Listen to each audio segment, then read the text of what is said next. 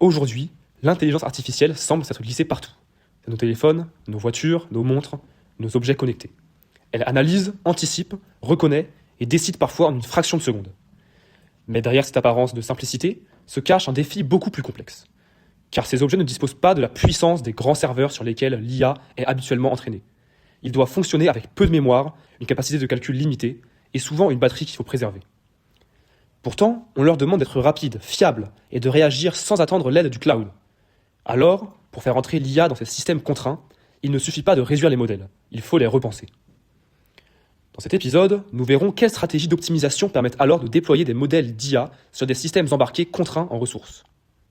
Un système embarqué est conçu pour réaliser une tâche précise, souvent sans interaction directe avec l'utilisateur. Il reçoit des données depuis des capteurs, les traite, puis agit selon ce pourquoi il a été programmé.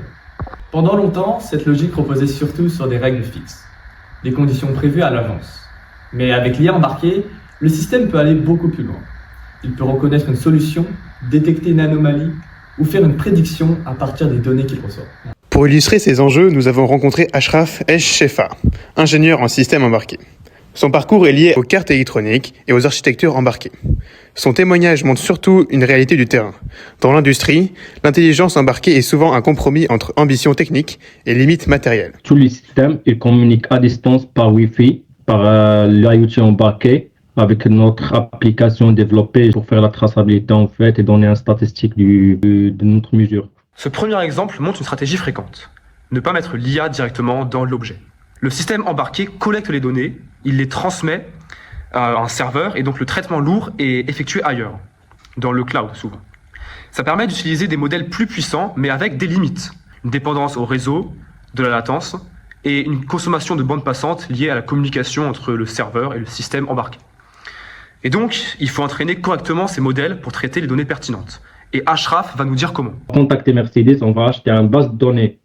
Et tous les empreintes de Mercedes, genre on prend un C220 AMG, on va prendre la base de données des empreintes d'un C220 AMG, on va intégrer l'IA dans ça et pour prévenir l'utilisateur de voiture que peut-être dans 20 jours, il y aura un empanne dans le moteur, il y aura un empanne dans un calculateur de toit ouvrant. Quand l'IA doit fonctionner directement sur le système embarqué, il faut alléger le modèle. Une première méthode est la quantification. Cela consiste à réduire la précision des nombres utilisés par le modèle. Il devient alors plus léger, plus rapide et consomme moins d'énergie, au prix parfois d'une légère perte de précision. On peut aussi supprimer des parties peu utiles du réseau de neurones. C'est l'élélage.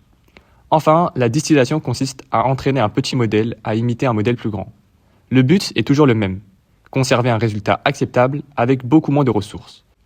Car comme nous l'explique Ashraf, la RAM coûte cher. On utilise beaucoup de RAM. Si vous avez vu dernièrement, les palettes de RAM sont devenues plus chères que d'avant. C'est par rapport à l'IA. La différence, il y a le microcontrôleur et il y a l'FPGA. La différence entre les deux, c'est que le microcontrôleur, il fait des tâches après tâches. Par contre, l'FPGA, il peut faire beaucoup de tâches en parallèle. On utilise l'FPGA dans tout ce qui est défense, aéronautique et tout. L'optimisation concerne aussi le matériel. Un microcontrôleur consomme peu et coûte peu cher, mais il reste limité. Un FPGA, lui, permet d'exécuter certaines opérations en parallèle, ce qui accélère les traitements répétitifs. Le choix dépend donc du besoin, reconnaissance d'images, analyse de capteurs, prédiction ou simple classification. Dans un système critique, comme le freinage automobile, la priorité est donc la fiabilité et le temps de réponse.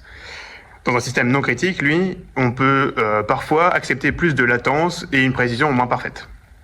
On peut intégrer l'IA, comme j'ai dit, à faire une analyse d'une base de données. On peut intégrer l'IA dans prévenir des choses que l'utilisateur ne peut pas savoir. Ok, et donc ça, c'est récolté par exemple sur une base de données, et ensuite il y a l'IA qui va venir étudier ça pour prendre des décisions par exemple, c'est ça? Oui, c'est ça. Mais plus un système devient intelligent, plus la question du contrôle devient essentielle. Une IA embarquée peut aider à décider vite, certes, mais elle ne doit pas devenir une boîte noire incontrôlable. Vous pensez qu'à long terme, globalement, il y aura toujours des humains qui seront derrière ou même qui seront là pour assister l'IA en tout cas. Oui. On voit aussi des vidéos de Tesla. Il y a pas mal de gens qui ont laissé le Tesla conduire tout seul et à la fin, il y a des accidents, vraiment des accidents. Déployer de l'IA sur un système embarqué, ce n'est donc pas seulement installer un modèle dans une machine plus petite. C'est trouver un équilibre entre précision, vitesse consommation d'énergie, mémoire disponible, coût du matériel et sécurité. Externaliser le calcul, alléger les modèles, quantifier les données ou choisir une architecture adaptée, toutes ces stratégies répondent au même objectif, rendre l'IA utilisable dans des environnements contraints. Dans l'embarqué, l'IA la plus efficace n'est pas forcément la plus puissante. C'est celle qui sait faire le bon calcul au bon endroit, avec le moins de ressources possible.